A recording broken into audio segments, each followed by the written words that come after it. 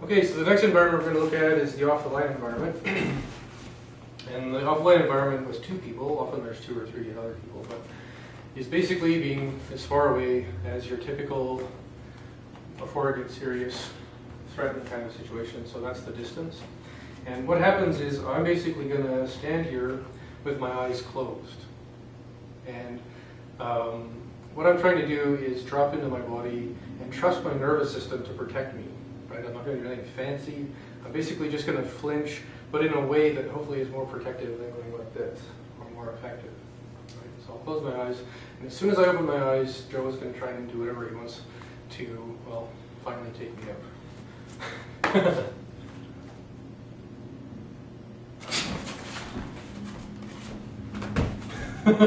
Right? So I can't move that fast, but my central nervous system can, using what's called edge detection, pick up what he's doing, and I have enough conditioning in my limbs and my body to effectively weave his hands apart and grab onto them and be prepared to mess him up. And we call this first part of the interaction flinching, because my only job right now is to not get hit. So I'll try and focus more on that and less on what I would typically do. Right? So at this point of flinching, I probably would have got clipped there, or well, but at least on a flinching level, my hands are up. When my feet is forward, I'm demonstrating, well, obviously, a certain amount of surprise. But from that moment of surprise, I can come in and really start to do what I want. All right? So that's where most people need to start, is at a flinch, because that's what they're going to probably do anyway. So there's a whole bunch of other sequences to this, but what we're going to eventually want to get to is a state called reaching, which is as soon as I open my eyes, I start reaching towards his weapons and towards his body and his spine and the targets on it immediately. So I'll just demonstrate that a few times.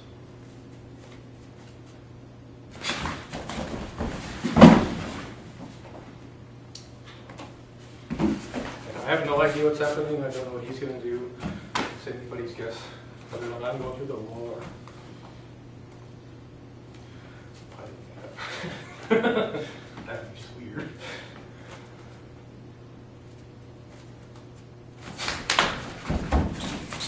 And again, it's just my habit to get into a situation where I can deliver any number of blows to the person and then just chill out, check the periphery, see if there's another guy, and see how serious this person is at needing to kick my ass. Because most people going from I'm the bully to holy shit might give up, might just check in with themselves and decide it's already over.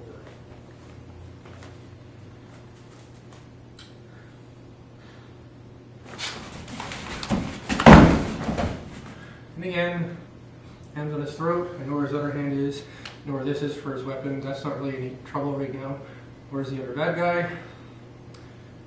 I'm okay. No weapons.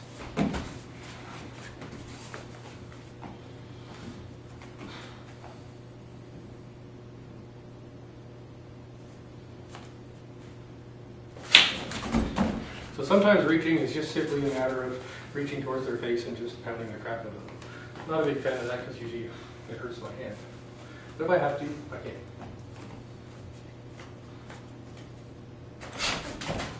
Right, again, weapon. He's not standing still because it's going to make me look good. He's actually holding his body up at this point. I kind of set that up. And at this point, it's just a matter of reflexing my knees for it to drop down to where I can do whatever I want. And it takes a little practice to get to that place, and it is mildly psychotic, but it's kind of fun.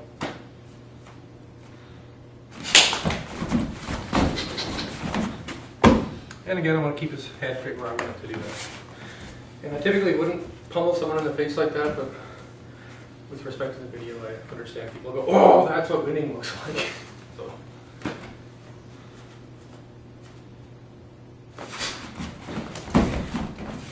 So again, I'm wrenching his arm here. He could probably try and tussle with me with the other arm, but you know, it's not going to go right there. And it's just a matter of me going more deeply for his head, even for his structure, throwing it straight on the ground, and finishing off with this.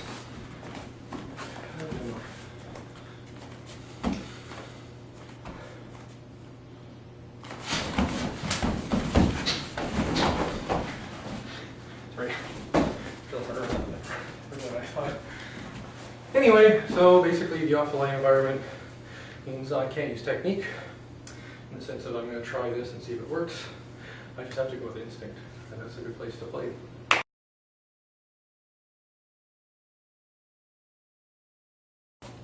So another really fun environment is basically sticky hands, pushing hands, sanshao, which is separating hands. Various skill sets that really focus on understanding pressure sensitivity, off angling, and stuff like that. So I'll just play around with some chisao. It's the non-classical sense. Now with this, basically what you're trying to do is find a hole in the way the other person's rolling. And if you find that hole, you just fill it with forward pressure and a lot of striking.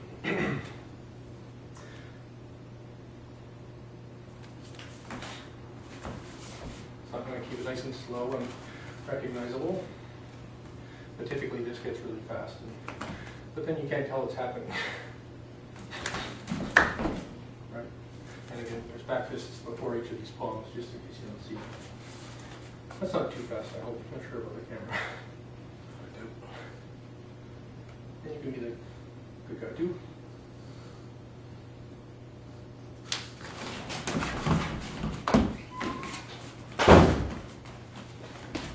And you can, of course, in this environment, protect yourself.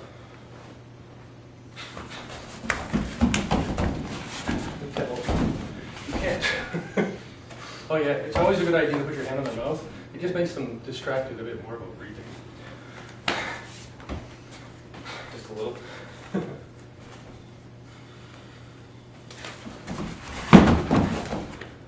And you can be nice about it and just make them lay down. My favorite thing to do, and I'll let Joe do whatever he wants, I'm going to close my eyes.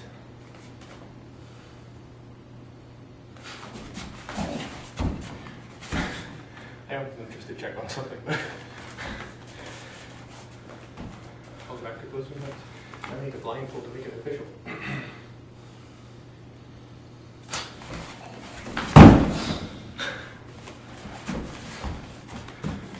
Not pretty, but I had my eyes closed. What am I going to do?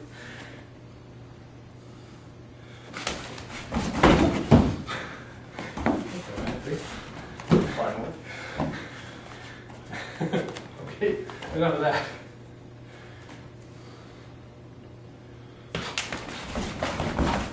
I'm just opening my eyes just to make sure, right? I don't overdo it.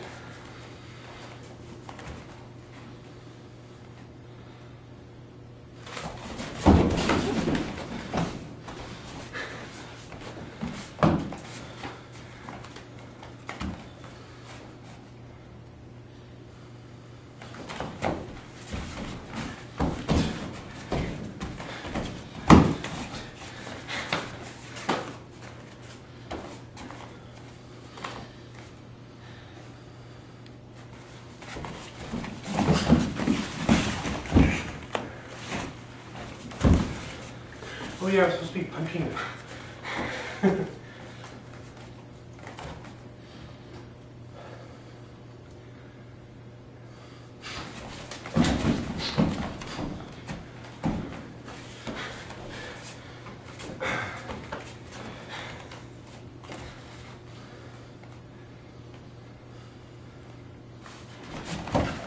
Give me a chance. Ah!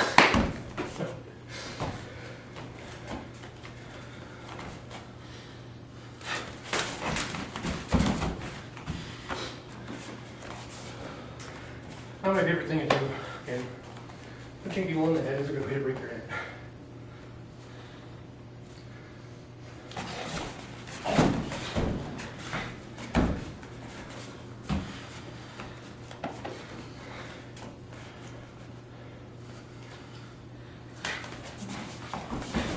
Right? Always ends up doing the same thing with this arm. I gotta stop leaving it out.